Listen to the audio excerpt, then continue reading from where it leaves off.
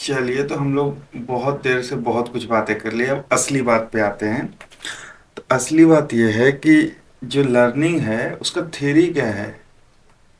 The theory of learning, ये है क्या? बेसिकली क्या है, मतलब हम करना क्या चाहते हैं? तो कुल मिला के हम देखें तो हम हर वक्त यही बात कर रहे हैं कि एक हाइपोथेसिस लेते हैं, एक हाइपोथेसिस स्पेस से उठाते हैं, एक फंक्शन है, एक इनपुट है, वो आउटपुट है। इस फंक्शन में हमने यूज कर लिया, कुछ आना चाहिए, नहीं आ रहा है तो वाई हैट है। इसको हम करना क्या चाहते हैं कुल मिला के? जब इस क्वेश्चन को हम एड्रेस करेंगे ना, तो ये हमारा बनता है थ्योरी ऑफ लर्निंग, उस जो पूरा थ्योरी है। तो आज जब हम भी किसी मशीन को जब लर्न कराते हैं, जब मशीन लर्निंग की बात होगी, जब भी मशीन लर्निंग की बात होगी, तो यहाँ पे लर्निंग तो जुड़ा हुआ ही है। तो ये है क्या, मतलब इसका थ्योरी क्या है, क्या करना क्या चाहते हैं हम, ये यहाँ पे डिस्कस कर लेते हैं अभी। इसके बाद हम सीधा सीधा एल्गोरिथम्स पे कूदेंगे। तो लर्निंग कहता क्या है हम लोग को?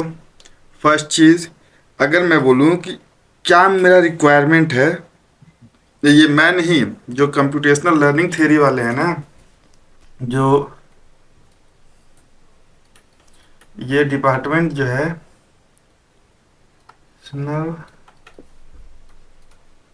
लर्निंग थ्योरी, ये पगलाए हुए हैं कि ये सब क्वेश्चंस की कितना डेटा इज इनफ डेटा, है ना।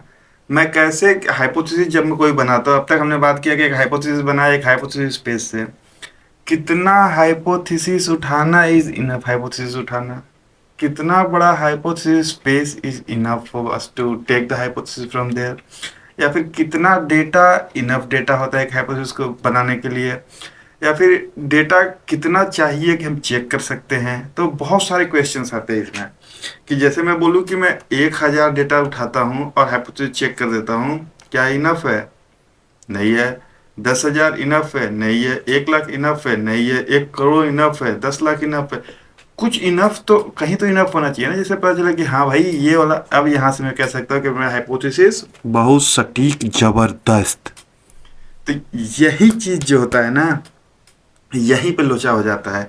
क्योंकि कोई भी, एक तो ये मेरे पास फिक्स नहीं है कितना डेटा इज इनफ डेटा, ये पहले तो वही यही बात खत्म हो जाती है।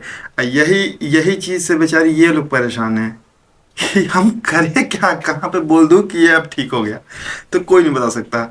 चलिए, तो हम क्या करते हैं, ये तो ये तो मतलब हमारा जन्म सिद्ध अधिकार जैसे हो गया है कि अप्रोक्सीमेटली ये जो जितने भी नए मशीन लर्निंग में आ रहे हैं ना, तो आप सटीक कुछ नहीं कह सकते। ये वर्ड तो एकदम आपके दिमाग में होना चाहिए, अप्रोक्सीमेटली। अप्रोक्सीमेटली, ये हर वक्त कुछ भी हो जाए अप्रोक्सीमेटली सही है क्योंकि सही तो कुछ है ही नहीं यही पे खत्म हो जाती है। तो हम निकालते हैं कि एक probability, probability approximately, sorry it's not probability, हम लेते हैं ये प्रोबेबली अप्रोक्सीमेटली, अप्रोक्सीमेटली करेक्ट, इसको शॉर्ट में हम कहेंगे PAC।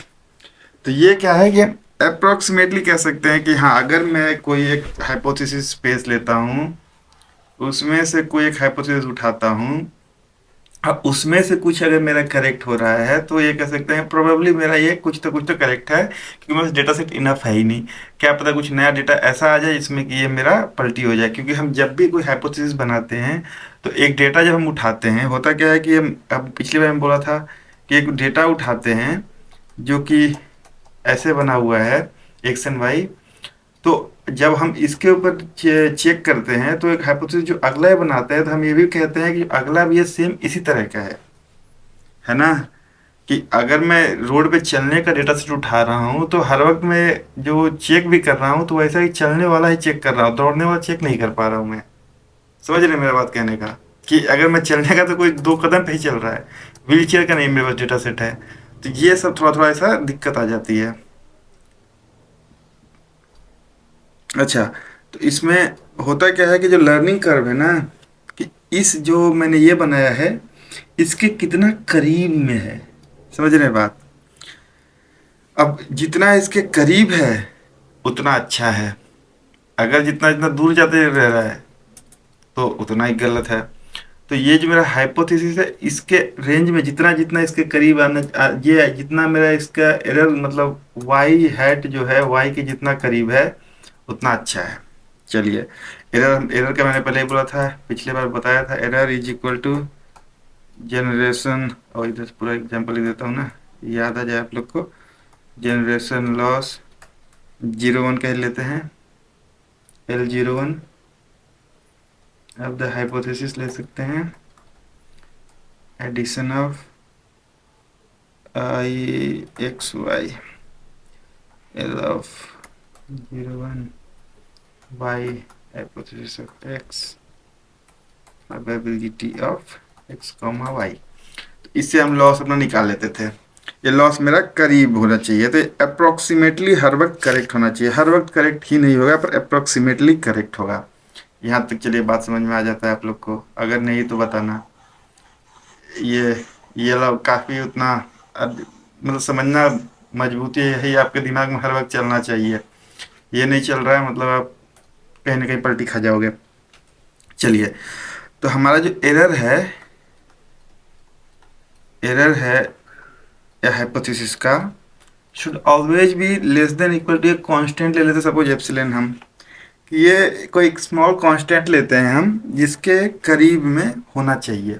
जो मैंने बताया कि वो जो सपोज करें इतना मेरा रेंज है, अगर इसके जितना करीब है उतना होना चाहिए, पर ये कोई कांस्टेंट वैल्यू है जो एप्सिलॉन होना चाहिए, इसके करीब में है तो ठीक है। चलिए, अब हमने n एग्जाम्पल्स उठा लिए,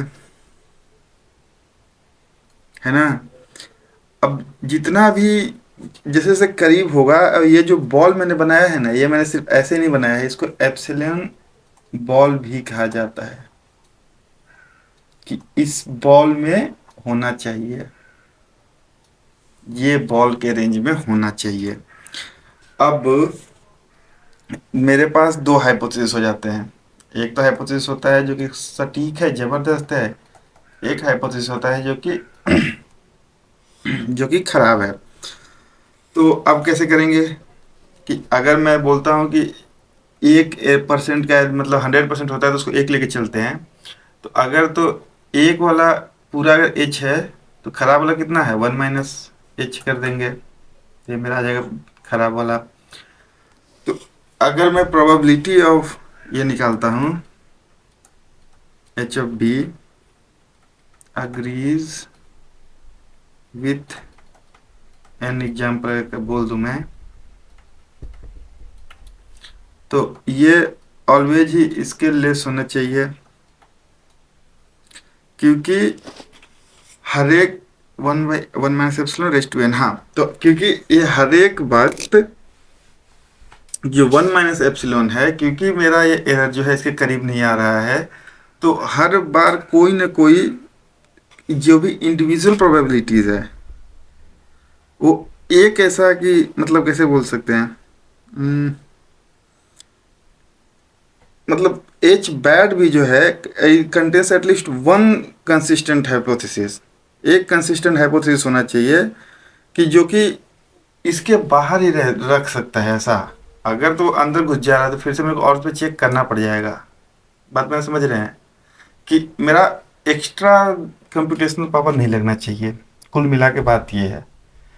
तो ये इसके हर वक्त लेस होना चाहिए। अब कितना है कंसिस्टेंट रखेगा, H hypothesis of bad, H bad. अब लिख देता हूँ कंसिस्टेंट हाइपोथेसिस जो है लेस होगा हर वक्त bad -epsilon raise to n जो लेस होगा H 1 - epsilon raise to n। अब ये इसमें हम लोग एक चीज बात कर दिए, जो एच बैड है ये इसका सबसेट ही है हर बार। मतलब कहने का मतलब क्या है, क्योंकि जो बैड हाइपोथेसिस भी है वो भी तो इसका ही पार्ट है ना, हाइपोथेसिस स्पेस का भी। क्योंकि हाइपोथेसिस स्पेस का मतलब क्या है कि मैं कितना ही बड़ा एक स्पेस लेता हूँ, कुछ भी हाइपोथेसिस बनाता हूँ, उसी में से खराब भी ले रहा हूँ अच्छा भी ले रहा हूँ, पर है तो उसी का पार्ट ही ना। तो हर वक्त ये छोटा ही रहेगा, ये भी अजम्पशन ही है। ठीक है। आ जाओ बेटे। चलिए ये बात पे चलिए टर्न है। नाउ एक और चीज हम कह सकते हैं इस चीज से कि ये जो एच वेट कंसिस्टेंट हाइपोथेसिस है, ये वही लिखा हुआ है